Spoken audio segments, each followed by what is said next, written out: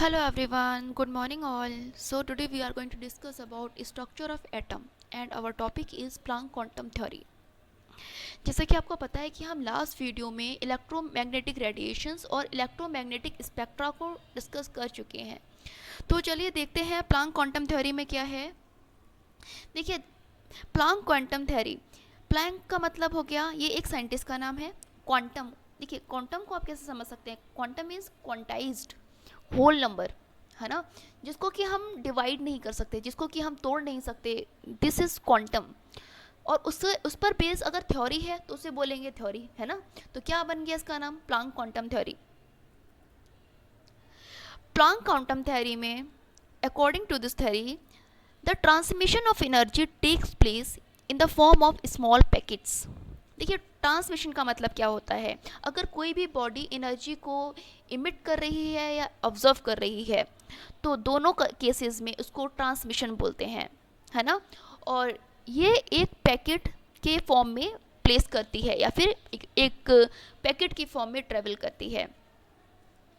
These small packets are known as photon और quantum, और ये जो छोटे छोटे पैकेट्स हैं उन्हें फोटोन या क्वांटम कहते हैं। किसके केस में, लाइट के केस में, कि लाइट जो होती है, अगर मैं सिंपल वर्ड्स में बताऊं आपको, तो जो लाइट होती है वो एक छोटे छोटे एनर्जी के पैकेट्स के रूप में चलती है। मतलब जो आपको लाइट देख रहे हो ना, उसको सिंपल ये समझ लीजिए, बिस्किट के पैकेट होते हैं, जस्ट लाइक दैट एनर्जी के पैकेट्स होते हैं, उसमें आपकी लाइट जलती है, ठीक है, और आप तक पहुंचती है। उसे, उस पैकेट को फोटोन या क्वांटम कहते हैं। One quantum can not be divided और डिस्ट्रीब्यूटेड, ये बात मैंने आपको पहले भी बताया है कि जो क्वांटम होता है वो होल नंबर होता है, तो उसे डिवाइड नहीं कर सकते हैं। The energy of each quantum directly proportional to the frequency of radiation. देखो, क्वांटम की जो एनर्जी होती है ना, जैसे कि आपका बिस्किट का पैकेट है, उसमें भी तो कुछ एनर्जी है ना, तो जस्ट लाइक दैट, तो क्वांटम की जो एनर्जी होती है वो किसके इन्वर्सली प्रोपोर्शनल होती है, फ्रीक्वेंसी की, जो रेडिएशन है उसकी फ्रीक्वेंसी की। अगर आपकी फ्रीक्वेंसी बढ़ रही है तो क्वांटम की एनर्जी भी बढ़ेगी। फ्रीक्वेंसी क्या होता है, जैसे कि मैंने आपको बताया कि एक कुआं है, उसमें आपने मेले में देखा होगा कि कोई कार है वो रोटेट कर रही है, मतलब उसमें कंपटीशन होती है ना, कि कुएं के वॉल के ऊपर वो लोग कार चला रहे होते हैं। जस्ट लाइक दैट एक इमेज अपने दिमाग में बनाइए, कार रोटेट कर रही है, एक पॉइंट से वो कितनी बार वो ट्रेवल कर जाती है, वो नंबर ऑफ ट्रेवल, है ना, जिसमें वो एक पॉइंट को बार बार दोहराती है, वो कितने सेकंड में या फिर कितने मिनट में वो फटाफट दोहरा लेती है, मतलब वो कितना मिनिमम टाइम उस चीज़ के लिए लेती है, वही फ्रिक्वेंसी होती है, राइट। तो वो किसके, जैसे देखो, आपने कोई बॉडी है, उसको अगर हीट किया ना, तो उसकी भी, उसमें जो मॉलिक्यूल्स है उसकी भी फ्रिक्वेंसी बढ़ेगी, और जो फ्रिक्वेंसी बढ़ेगी तो एनर्जी बढ़ेगी। इस बात को सिंपल इस तरह से भी आप समझ सकते हो। इसका फॉर्मूला देखिए, energy is directly proportional to frequency, तो हम जानते हैं एनर्जी किससे डिनोट करते हैं, हम कैपिटल ई से, और फ्रिक्वेंसी को न्यू से करते हैं। जब हम डायरेक्टली प्रोपोर्शनल का साइन हटाएंगे तो ऑब्वियसली कोई ना कोई कांस्टेंट रखेंगे, है ना।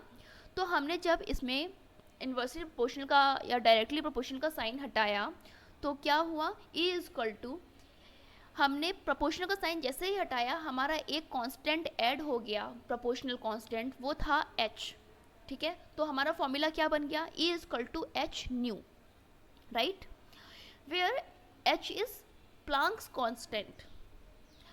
अच्छा, हम इससे ई की वैल्यू निकालने के लिए अगर हम न्यू की वैल्यू और पुट कर दें तो आपका फॉर्मूला और इजी हो जाएगा। मैंने लास्ट वीडियो में आपको बताया था कि जो न्यू होती है, दैट मीन्स फ्रिक्वेंसी होती है, वो किसके बराबर होती है, देखिए न्यू में और वेवलेंथ में, मतलब फ्रीक्वेंसी में और वेवलेंथ में एक कांस्टेंट का रिलेशन होता है, that means nu lambda is equal to constant, और जो ये कांस्टेंट होता है इसकी वैल्यू स्पीड ऑफ लाइट के बराबर होती है ना।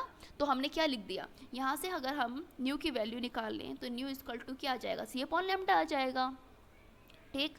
तो हमने वही सी अपॉन लैम्डा लिख दिया और आपका फॉर्मूला क्या बन गया, E is equal to H C upon lambda, okay. Next देखिए, ये जो आपका प्लांक कांस्टेंट है इसकी वैल्यू होती है 6.6 इंटू 10 की पावर -34 जूल सेकेंड, ठीक है। अब ये कैसे आया जूल सेकेंड, ये आपको समझना होगा। आपका फॉर्मूला है E equal to S C upon lambda, ठीक है, एच तो कांस्टेंट हो गया है ना, इसको अलग हटा दो। एनर्जी, एनर्जी का आपको पता है यूनिट जूल होती है ना। अगर स्पीड ऑफ लाइट है तो इसकी यूनिट क्या होगी, मीटर पर सेकंड होगी। और लैम्डा जो है वेवलेंथ है, इसकी भी हम मीटर मान सकते हैं क्योंकि एंगस्ट्रॉम होती है ना। मीटर से मीटर कट जाएगा तो क्या रह जाएगा, सेकंड रह जाएगा। और इधर एनर्जी का क्या रह जाएगा, जूल रह जाएगा। सेकंड जो है ये अपॉन में जाएगा, ऊपर जाकर क्या हो जाएगा, सिंगल सेकंड हो जाएगा, इन्वर्स हट जाएगा इसका, है ना। तो क्या बन गया यूनिट, जूल सेकंड बन गया।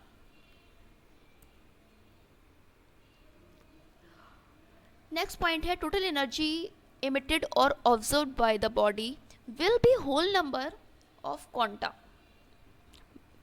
मेरा मतलब ये है कि जो भी आपके बॉडी में मतलब रेडिएशन में जो एनर्जी इमिट हो रही है वो एक बंडल्स के रूप में निकल रही है, जैसा कि मैं आपको बता चुकी हूँ, है ना।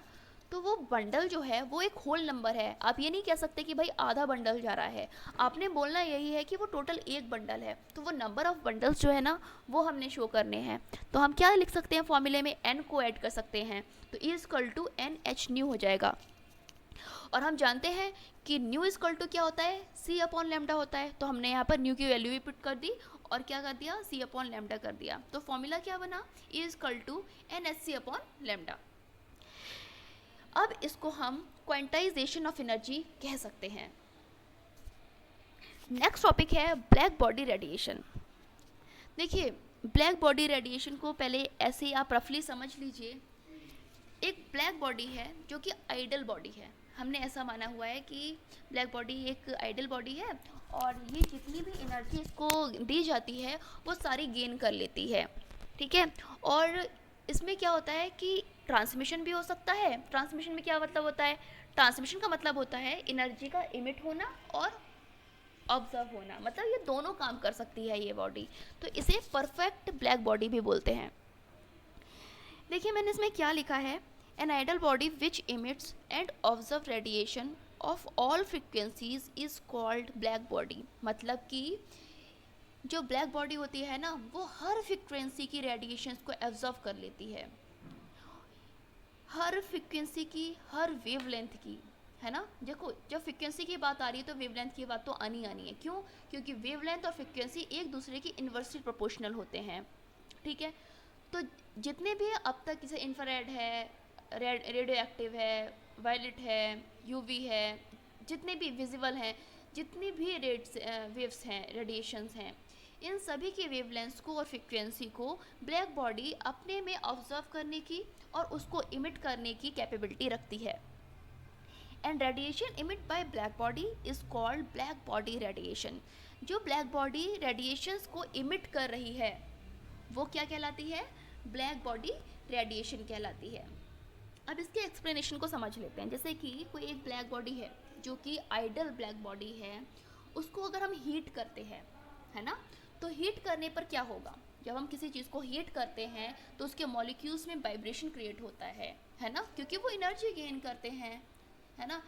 जैसे ही वो एनर्जी गेन करेंगे उनमें वाइब्रेशन होगा, और जब वाइब्रेशन होगा तो एनर्जी थोड़ी रिलीज होगी। हम ये बात जानते हैं कि एनर्जी ना तो कभी डिस्ट्रॉय हो सकती है और ना ही टूट सकती है, वो एक फेज से दूसरे फेज में या फिर एक सिचुएशन से दूसरे सिचुएशन में कन्वर्ट होती है, दैट्स इट, है ना। तो जब हमने ब्लैक बॉडी को हीट किया तो क्या हुआ, उसमें से हीट रिलीज हुई। कैसे रिलीज हुई, आपने किसी को हीट दी ब्लैक बॉडी को तो उसके मॉलिक्यूल्स वाइब्रेट करने लगेंगे क्योंकि वो एनर्जी गेन करने लगेंगे और एनर्जी का कन्वर्जन होने लगेगा one phase two another phase, है ना। इससे क्या होगा, कुछ एनर्जी बाहर निकलेगी और जो ये एनर्जी निकलेगी ना ये भी बहुत ज़्यादा निकलेगी। इसीलिए हमने बोला कि energy is directly proportional to frequency, right. देखिए इसमें मैंने लिखा है as a temperature is increase the energy emitted is increase. जैसे जैसे टेम्परेचर बढ़ेगा निकलने वाली एनर्जी भी बढ़ेगी, there wise the increasing of frequency emitted radiations. इस तरह से जो फ्रिक्वेंसी है वो इजीली रेडिएशंस को इमिट करती है, मतलब ज़्यादा फ्रिक्वेंसी वाली रेडिएशंस इमिट हो रही होती हैं। As the frequencies increases the wavelength shift lower value. देखो ये बात हम अच्छे से जानते हैं कि nu is directly inversely proportional to lambda, है ना। इन्वर्सली प्रोपोर्शनल है फ्रिक्वेंसी, अब एक बात समझो, जब फ्रीक्वेंसी इन्वर्सली प्रोपोर्शनल है तो पक्की बात है अगर फ्रीक्वेंसी बढ़ रही है तो वेवलेंथ क्या होगी, घटेगी, और अगर वेवलेंथ बढ़ रही है तो फ्रीक्वेंसी घटेगी। ये एक दूसरे के अपोजिट चलते हैं। नेक्स्ट टॉपिक है आपका explanation of photo electric effect. बच्चे इसको हम नेक्स्ट वीडियो में पढ़ेंगे, अभी मैंने इसका एक एडवर्टाइज डाल दिया है, ये आपका आने वाले नेक्स्ट वीडियो के लिए है। तो तब तक के लिए stay tuned, stay safe, have a good day, thank you।